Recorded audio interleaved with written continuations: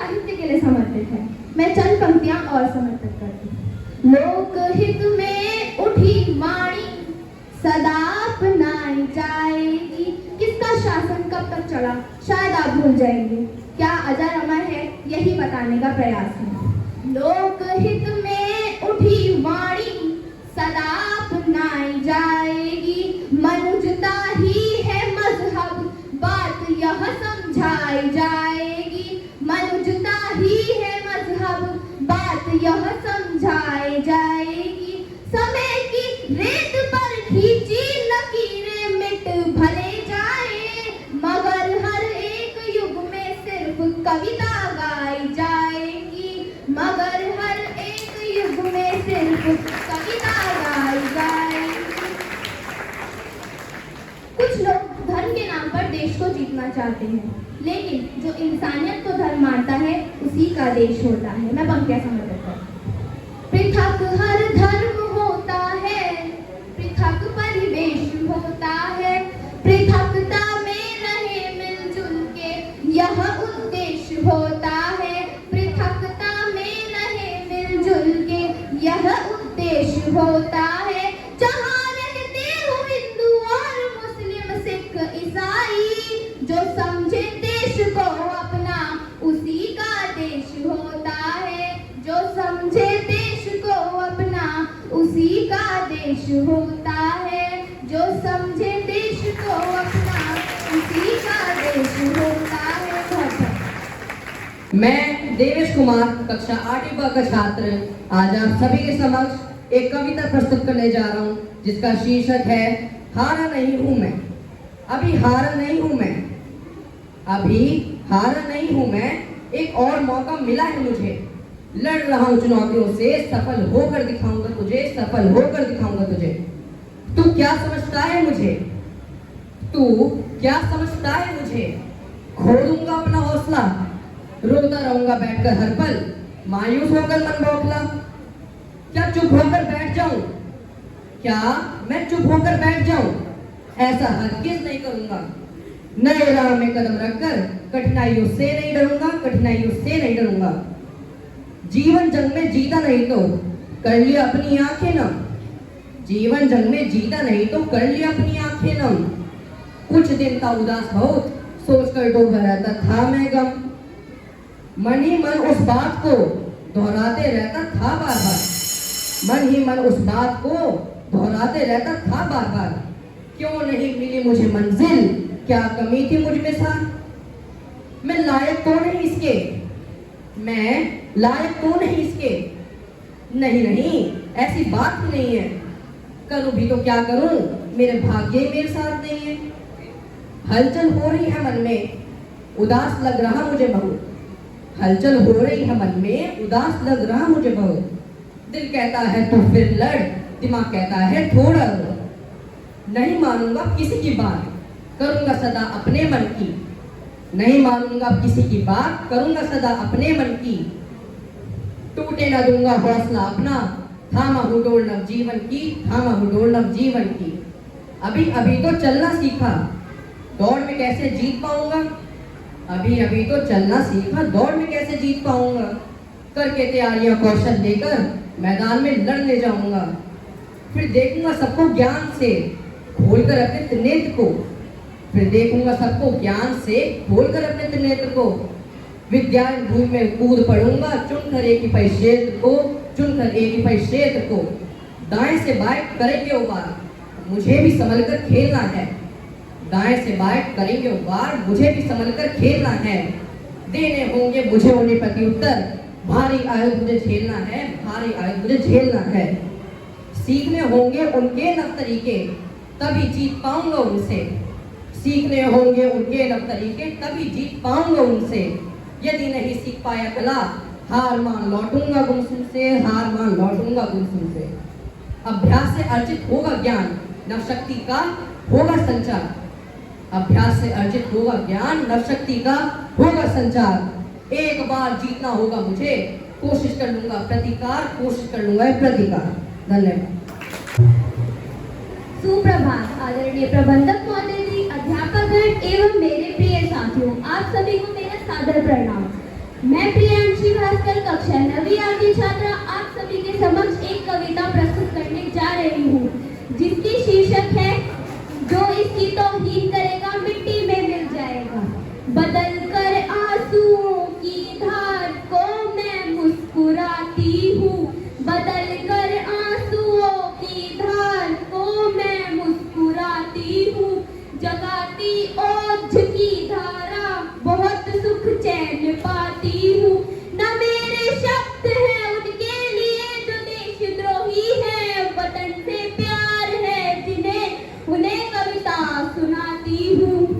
गाया में देशभक्ति का प्रवाह बहेगा, गाया में देशभक्ति का प्रवाह बहेगा। साहस से साजिशों का हर एक दुर्ग डहेगा, साहस से साजिशों का हर एक दुर्ग डहेगा। जब तक है सरहदों पे खड़े देश के जवान, ए हिंद तू आजाद है आजाद रहेगा, ए हिंद तू आजाद है आजाद रहेगा। अगर माटी के पुतले देह में ईमान जिंदा है, अगर माटी के पुतले देह में ईमान जिंदा है, तभी इस देश की समृद्धि का अरमान जिंदा है। न भाषणों से है उम्मीदें, न वादों पर भरोसा है, न भाषणों से है उम्मीदें, न वादों पर भरोसा है। जवानों की बदौलत मेरा हिंदुस्तान जिंदा है। देश प्रेम का गीत सुहाना सबको अच्छा लगता है। जननी जन्मभूमि प्राणों से प्यारी होती है, देशवासियों के खातिर सुरक्षित फुलवाड़ी होती है। फिर भी प्रश्न खड़े होते हैं जगह जगह विस्फोटों से, माँ तेरी संतानों को कैसी लाचारी होती है। जब स्वदेश का बच्चा बच्चा वंदे मातरम गाएगा, जब स्वदेश का बच्चा बच्चा वंदे मातरम गाएगा, कोई भी आतंकी कैसे उग्रवाद अपनाएगा। जो इसकी तौहीन करेगा मिट्टी में मिल जाएगा। आओ करें प्रतिज्ञा हम सब गौरवशाली भाषा में, क्यों जिंदा है सिर्फ तिजोरी भरने की अभिलाषा में। क्यों अपने मन में औरों के खातिर पीर नहीं होती, एक सरीखी दुनिया में सबकी तकदीर नहीं होती। अगर निहित प्राणी पर भी दया नहीं दिखलाएगा, धरती माता के दामन में गहरे दाग लगाएगा। है इतिहास गवाह कसम से रोएगा पछताएगा, जो इसकी तौहीन करेगा मिट्टी में मिल जाएगा। है सुखद मानसिकताएं, आओ मिलकर उन्हें जगाएं हम। देश प्रेम की अव्वल अभिधारा को मिलकर अपनाएं हम। खुराफात जिनके मन में है वो निरंतर ढांग लेते होंगे, कई बार पछताए होंगे फिर भी नहीं मानते हैं। चोरी छिपे वार करने की बना रहे जो मंसूबे, दुश्मन देश युवा भारत की ताकत नहीं जानते हैं, दुश्मन देश युवा भारत की ताकत नहीं जानते हैं। गीदड़ को यदि मौत पती है पास शहर के आएगा, देशद्रोहियों को कविता प्रदेश में हर हित पाएगा। बोएगा जो फूल बताओ फूल कहाँ से पाएगा।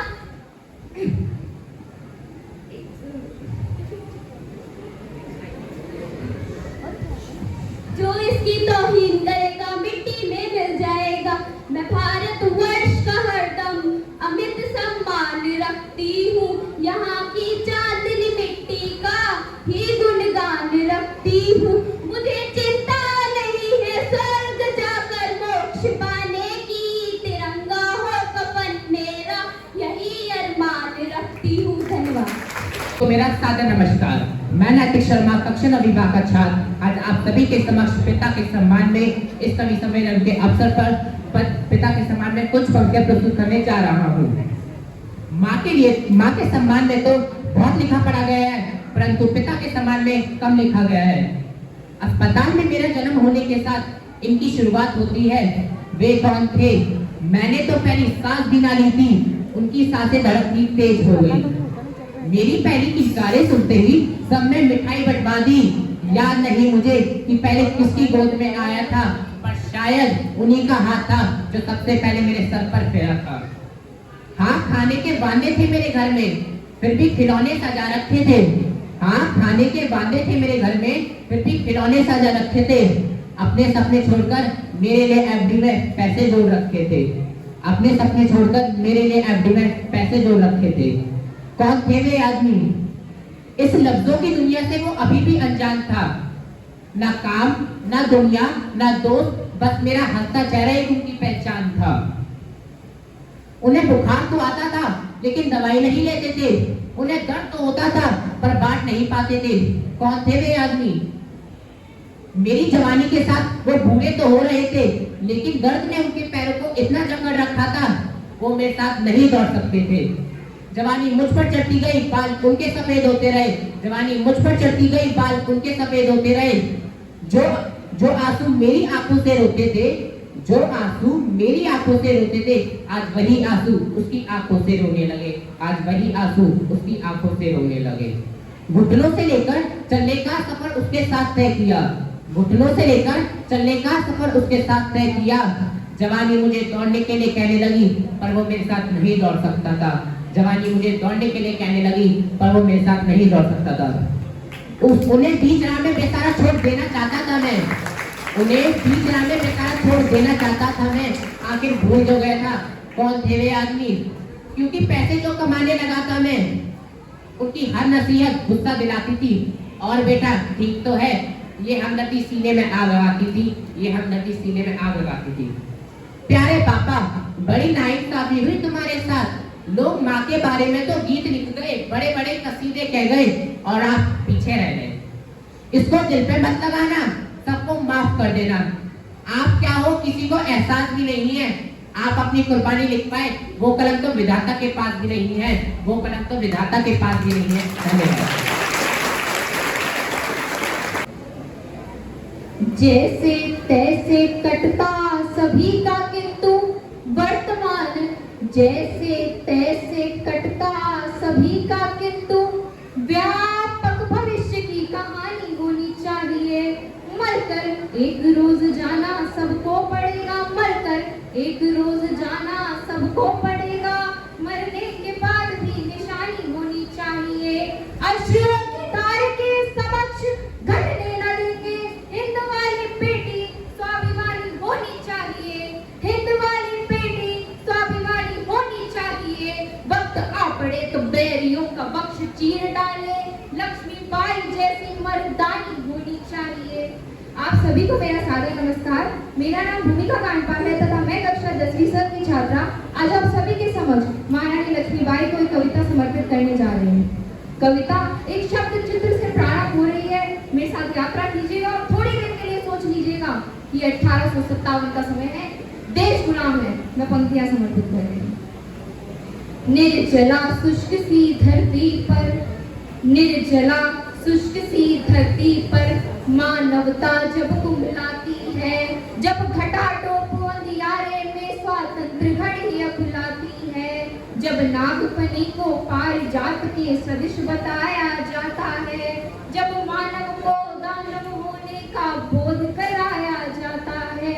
जब सिंहनाथ की जगह श्रृगालों की आवाजें आती है। जब जब सिंहनाथ की जगह श्रृगालों की आवाजें आती हैं। जब कौओं के आदेशों पर कोयलें बांधे हो गाती हैं। जब अनाचार की परछाई सुविचार घटाने लगती है। जब कायरता बनकर मिसाल मन को तड़पाने लगती है। तब तब धर्म युद्ध के लिए हमेशा धर्म से तब तब तब धर्म युद्ध के लिए हमेशा शस्त्र उठाना पड़ता है। देवी हो अथवा देव रूप धरती पर आना पड़ता है। अब देश में महंगाई, गरीबी, भूखमरी सब बताते रहते हैं, लेकिन मैं अगर ये बता दूं कि इस देश के पास क्या है तो एक व्यक्ति मेरे साथ होता है। हर कोना हर कोना हर कोना भरा वीरता से भारत की गहराई का, भारत की गहराई का बलिदान रहेगा सलाम मरमरदानी लक्ष्मीबाई का। गोरों की सत्ता के आगे थे जब वीरों के झुके भाल। झांसी पर संकट छाया तो जल उठी शौर्य की महाज्वाल। अबला कहते थे लोग जिसे जब पहली बार सबल देखी।